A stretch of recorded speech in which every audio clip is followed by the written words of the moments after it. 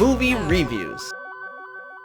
The Irishman by Martin Scorsese is a film that has been anticipated for so many years by so many fans, and this movie did not disappoint. Reunion of Martin Scorsese with Robert De Niro, Al Pacino, Joe Pesci, and that's just to name a couple people that had a great hand in this film. The plot on IMDb reads, a mob hitman recalls his possible involvement with the slaying of Jimmy Hoffa. So I don't even really know where to start with this movie, because it's a mob movie, it's a gangster movie, but it's not like a gangster movie that we've seen in the past. This isn't Goodfellas, this isn't The Godfather, it's its own piece of work. It takes a new take on this genre of film, and Martin Scorsese is really at his top work in making this movie. If you don't know anything about Jimmy Hoffa, which could be quite a few people out there, I would refrain from even looking anything up, because I think this movie could be more enjoyable if you don't know anything about this true-ish story that this is based on. And I say true-ish story because yes, these are real characters and a lot of these things actually happened. However,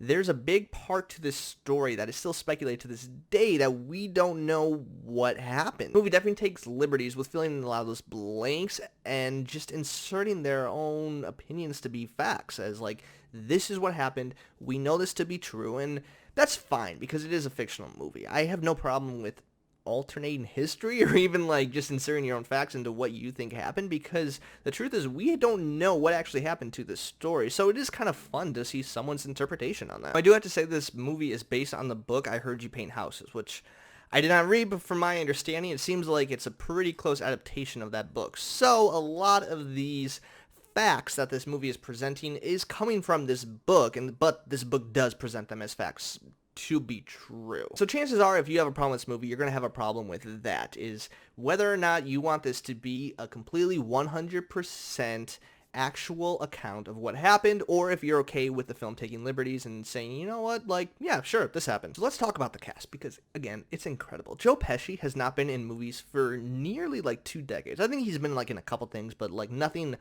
really good. I would say he is my favorite part of this movie. He's so fun to watch. He has such a simple way of acting and presenting his character, and it's just so enjoyable to watch on screen. Al Pacino, of course, does a great job. One of the greatest actors we've ever seen in movies, and so of course he's gonna kill it. And again, there's like so many supporting roles. You got Ray Romano, you got Bobby Cannavale, you got Anna Paquin, you got Jesse Plemons. The list goes on and on of just amazing actors doing amazing work, playing these real-life characters, and they all fit into this scene so well. Let's talk about Robert De Niro, because this might be the best Robert De Niro movie I've ever seen. He's in this movie about 95 to 98% of the time. I cannot remember a single scene that he was not in. And this movie revolves around his character, so everything that we see happening is coming from his character's perspective. It essentially spans his whole life from when he's in his like 20s, 30s to when he's a senior and he's like on his deathbed. The movie opens with him in a nursing home,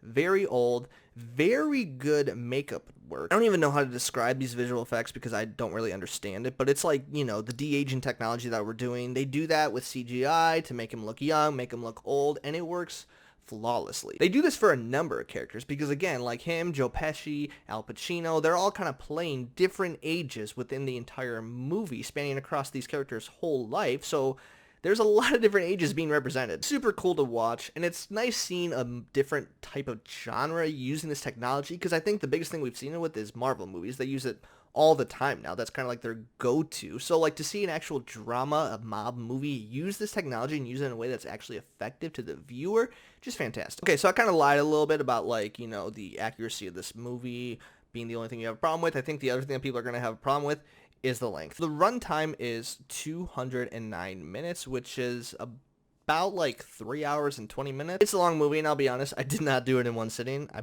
probably should have. But don't let the time scare you away, because I don't think that there's even 20-30 minutes of this movie to chop off. Every single scene is worth watching, and it is captivating. If I did have the time to actually sit down in one sitting, I would have done that. It wasn't like I was being bored. It was just like I didn't have 3.5 hours to just blot out right now. But I think that's the cool thing about Netflix, is we do have the chance now to kind of watch this movie, you know, watch an hour and a half, 2 hours, watch like a half hour maybe, I don't know, turn it off, pause it, come back to it later, and it's still going to be good. Every scene in this movie is so compelling, it's so enjoyable to watch.